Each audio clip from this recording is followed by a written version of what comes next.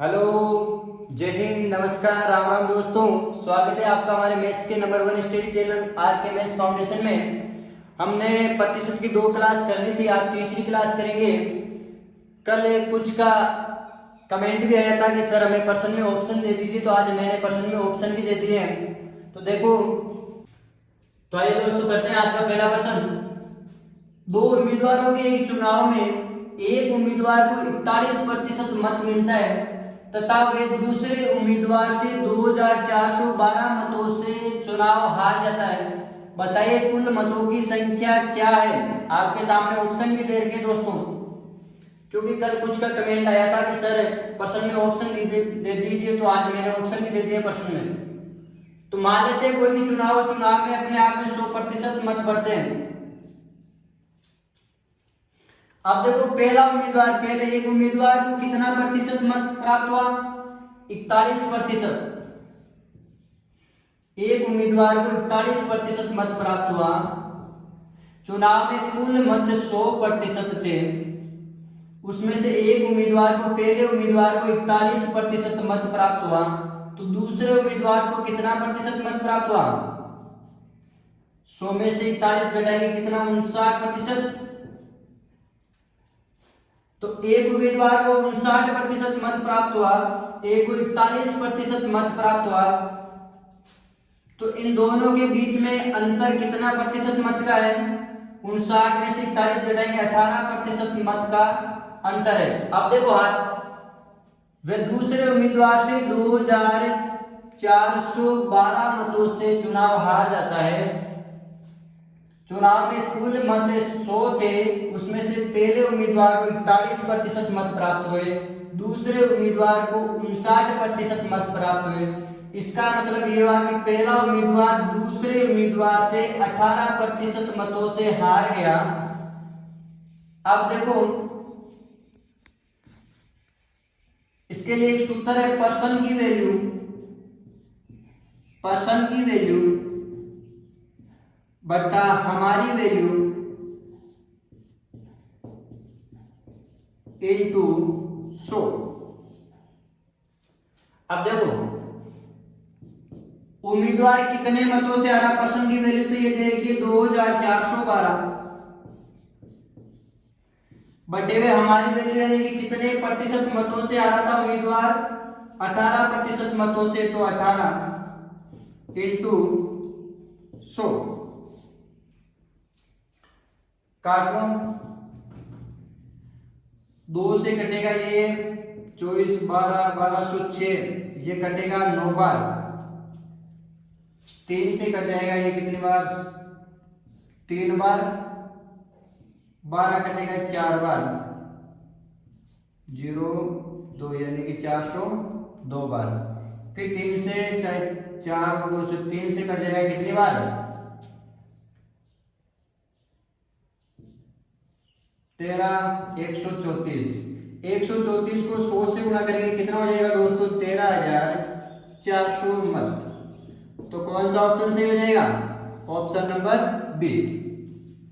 अगला क्वेश्चन, किसी कारखाने में श्रमिकों की कमी की वजह से उसके उत्पादन में 25% की कमी आती है। कार्य अवधि को कितना प्रतिशत और बढ़ाया जाए ताकि उसका उत्पादन पूर्ववत यानी कि पहले का पहले जैसा है, उसके उत्पादन में कोई भी कमी नहीं आए। कोई कारखाना में उसमें श्रमिकों की कमी हो जाने के कारण उसके उत्पादन में कितने प्रतिशत की कमी आती है? 25% की कमी। अब वो कह रहा है कार्य अवधि को कितना प्रतिशत बढ़ाया जाए, कार्य का समय कितना प्रतिशत बढ़ाया जाए ताकि उसका जो उत्पादन है, जो 25% की कमी हुई थी, वो पहले का पहला ही रह जाए, कोई किसी भी प्रकार कोई कमी नहीं आए। तो कितना प्रतिशत कार्य अवधि को और बढ़ाया जाए वो ज्ञात करना है। मान लेते हैं पहले उसका उत्पादन 100 था, पहले उसका उत्पादन कितना था?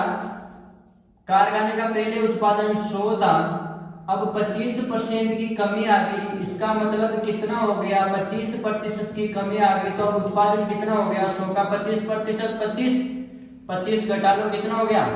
75। अब वापिस हमें उत्पादन पहले जितना ही बनाना है, यानी कि 100 का 100 ही बनाना है, तो उसके कार्य अवधि को कितना प्रतिशत बढ़ाना है? तो देखो 75 से 100 बनाना है हमें, तो इसका मतलब कितना बढ़ाना पड़ेगा? 25, यानी कि उसको उत्पादन को 25 बढ़ाना पड़ेगा। 25 बटे में किस पर बढ़ाना पड़ेगा? 75 पर। जिस पर बढ़ा रहे थे वो पहले उसका उत्पादन 100 था, उसके उत्पादन में 25% की कमी पाई गई, तो उत्पादन कितना हो गया? 75। अब 75 पर वापस वही 100 का 100 ही बनाना है, यानी उसका उत्पादन पूर्ववर्ती बना रहे हो, तो वापस वही 100 का 100 ही बनाना है। तो 75 पर बढ़ा रहे हैं, कितना बढ़ाना पड़ेगा हमें? 25 बढ़ाना पड़ेगा, तब 100 बढ़ेगा।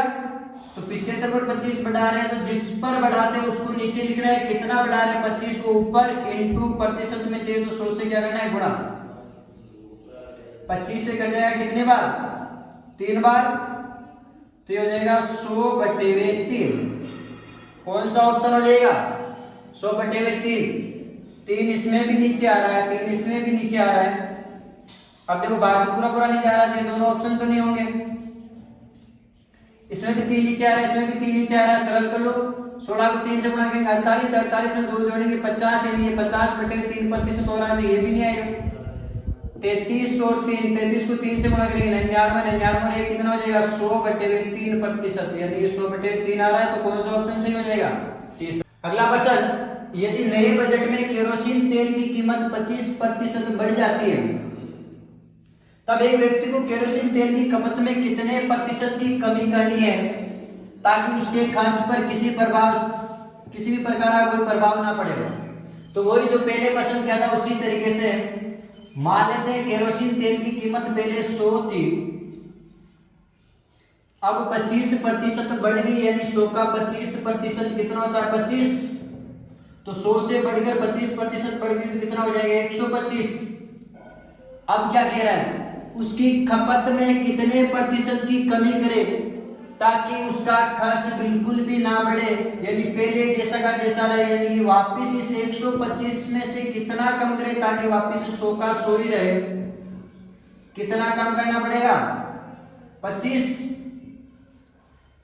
तो वही जितना कम कर रहे हैं ऊपर बटे में, किससे कम कर रहे हैं? 125 से कम कर रहे हैं। पहले की वैल्यू बनाने के लिए, पहले का 100 बनाने के लिए 125 से कम कर रहे हैं, तो 125 क्या जाएगा नीचे इनटू प्रतिशत में चाहिए तो 100।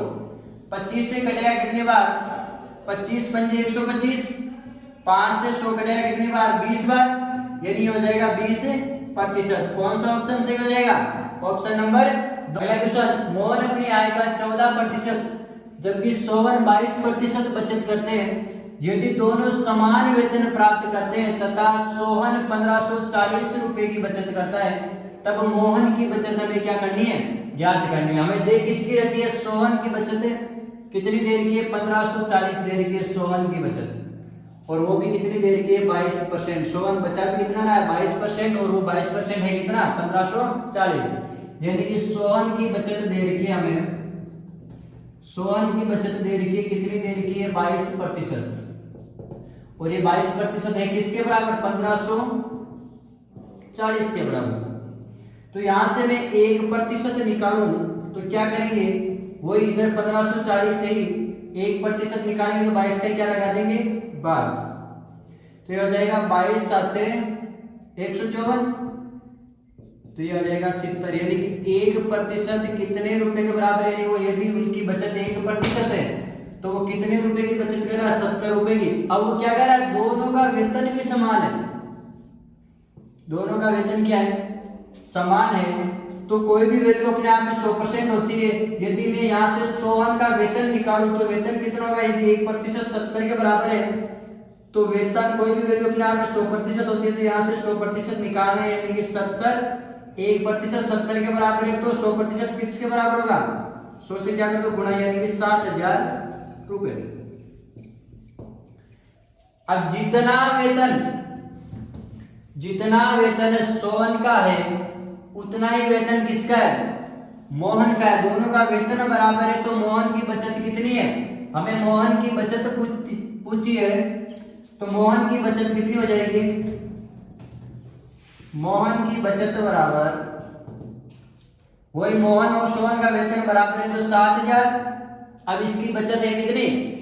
मोहन की बचत 14% है, यानी कि इंटू 14/100। 2 जीरो से 2 जीरो, 14 को 0 से गुणा करेंगे 0, फिर 14 को 7 से गुणा किया, कितना हो जाएगा 4 7 91, यानी 980 रुपए। तो उसकी बचत कितनी आ जाएगी? ऑप्शन नंबर 3 980 रुपए। क्वेश्चन, एक चुनाव में 2 उम्मीदवार हैं। जीतने वाले उम्मीदवार ने कुल वैध मतों के 80% मत प्राप्त किए। यदि कुल मत 1,80,000 में से 10% अवैध घोषित कर दिए, जिसको वैध नहीं माना गया, तो दूसरे उम्मीदवार यानी जो हारने वाला उम्मीदवार था, उसके द्वारा प्राप्त वैध मतों की संख्या ज्ञात करनी। टोटल मत कितने थे? 1,80,000। उनमें से 10% अवैध घोषित कर दिए। कोई भी वैल्यू अपने आप में 100% होती है, इसका मतलब अवैध मत कितने हुए? 10% मत अवैध घोषित कर दिए। कोई भी वैल्यू अपने आप में 100% है, तो वैध मत कितना हुआ? 90%। हमें अवैध मत से कोई भी मतलब नहीं है, वैध मत से मतलब है। इसका मतलब हमें 1,80,000 है, कुल मत 1,80,000 है, उनमें से वैध मत कितना है? 90%। इसका मतलब 1,80,000 का 90% कितना होगा? 90% निकालेंगे तो 90/100। 2 जीरो से 2 जीरो, 9 को 8 से गुणा किया, 8 नाम 72 हासिल के साथ, फिर 9 को 1 से गुणा किया, 9 और 7 16, यानी 162 ये होगी। इसके बाद में 2 जीरो ये, 1 जीरो ये, यानी 1,62,000 मत हमारे पास वैध है 90%। अब ये 1,62,000 अपने आप का 100% है। इसका मतलब कुल वैध मतों का, कुल वैध मत 1,62,000 मत है, इसका 80% तो जीतने वाले ने प्राप्त किया, तो हारने वाले ने कितना प्राप्त किया? कोई भी वैल्यू अपने आप में 100% होती है, उसमें से 80% जीतने वाले ने प्राप्त कर लिया, तो हारने वाले ने कितना प्राप्त किया? 20%। तो 1,62,000 का 20% कितना होगा दोस्तों? 20/100। 1 जीरो से 1 जीरो, 1 जीरो से 1 जीरो, 2 से गुणा करो, 2 दूनी 4, 2 छक्के 12 हासिल का 1, 2 1 कम 2 और 1 कितना? 324। तो ये हो गया 2 जीरो ये, यानी कि 32,400 मत। जो उम्मीदवार चुनाव हारा था उसने कुल 32,400 मत प्राप्त किए। इसका मतलब कौन सा ऑप्शन से हो जाएगा? Option number 1।